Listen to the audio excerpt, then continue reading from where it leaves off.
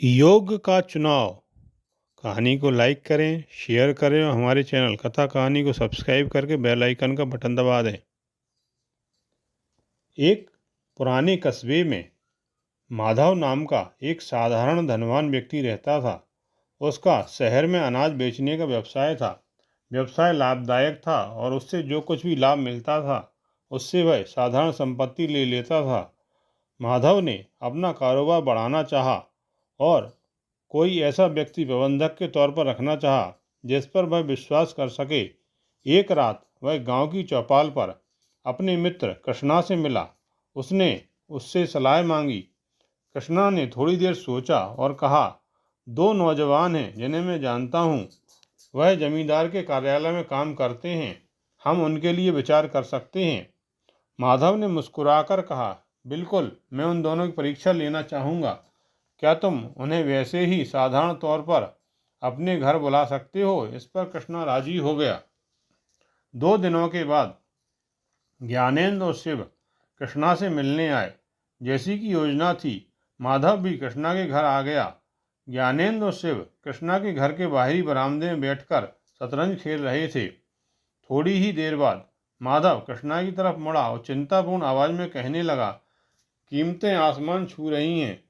आने वाले दिनों में तो काम चलाना मुश्किल हो जाएगा। कृष्णा ने इस पर सहमति जताई। शिव ने बीच में बोलते हुए कहा, बढ़ती हुई कीमतों के बारे में चिंता करने जैसा कुछ भी नहीं है। उन कीमतों के सामने ठहरने के लिए हमें कठिन परिश्रम करना है। आजकल कमाने के तो ढेरों अवसर उपलब्ध हैं। माधव ने देखा कि ज्ञानेंद्र चुप है तो उत्सुकतापूर्वक पूछा, तुम क्या कहते हो? ज्ञानेंद्र ने एक लंबी सांस भरी और कहा, मैं शिव की राय से बिल्कुल सहमत नहीं हूँ। यदि कीमतों का बढ़ना हमारे बस में नहीं है तो क्या हुआ? क्या हम अपनी इच्छाओं को अपने बस में नहीं रख सकते?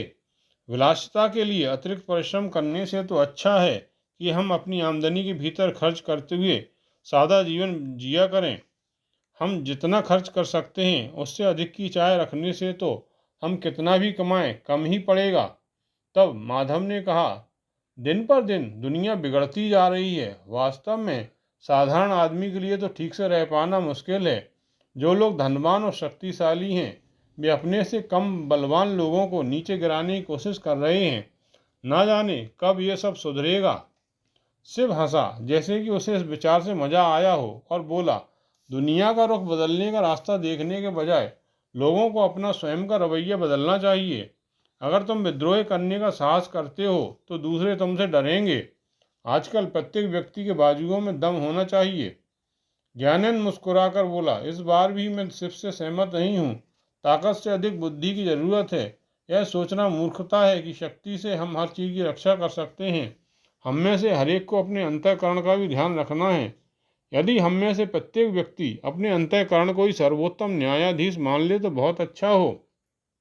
जब वे इस प्रकार बातें कर रहे थे, उन्हें गांव की चौपाल की ओर से, जो कृष्णा के घर से पास ही थी, कुछ शोर सुनाई दिया। माधव और कृष्णा वहां जाने के लिए उठे। ज्ञानेंद्र और शिव भी साथ हो लिए। गांव की चौपाल पर दो आदमियों को बहस करते देख पूरा गांव इकट्ठा हो गया था। माधव बोला, वीरा शिकायत कर रहा है कि रंगा ने उसका बैल चुराकर गांव की हाट में बेच दिया है और रंगा कहता है कि उसने बैल नहीं चुराया। 2 दिन से यही चल रहा है। आप दोनों खूब पढ़े लिखे हैं और दुनियादारी भी जानते हैं। क्या आप अपनी बुद्धि से निर्णय कर सकते हैं कि यहाँ पर किसकी बात सच है?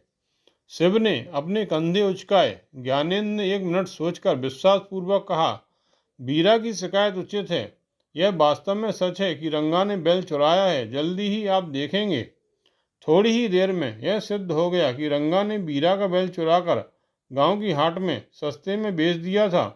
सिपाही उसे पकड़कर ले गए। घर लौटते हुए रास्ते में माधव ने मुस्कुराते हुए ज्ञानेंद्र की ओर मुड़कर पूछा। ज्ञानेंद्र ने कहा, जो गलती करता है वह हमेशा अपनी बात ऊंची आवाज में शुरू करता है। यह उसके क्रोधोन्मत्त होकर अपने झूठ को सच सिद्ध करने की कोशिश का ही परिणाम है। जो सही होता है वह शांति से बात करता है। उसका व्यवहार संतुलित होता है। यह अपनी ईमानदारी पर उसके विश्वास का नतीजा है। रंगा का जोर जोर से चिल्लाकर बहस करना उसके अपराधी होने का सबूत था। माधव ज्ञानेंद्र को बधाई देने से अपने को रोक न सका। माधव ने सोचा कि ज्ञानेंद्र द्वारा प्रदर्शित संसार के प्रति व्यवहार की समझ, जीने का अनुशासित तरीका और निर्णय क्षमता ही उसकी सर्वश्रेष्ठ संपत्ति है, यही उसकी योग्यता है।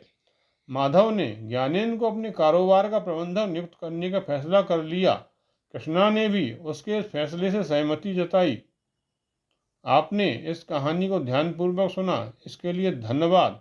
आपको यह कहानी कैसी लगी कृपया कमेंट बॉक्स में जाकर लिखें।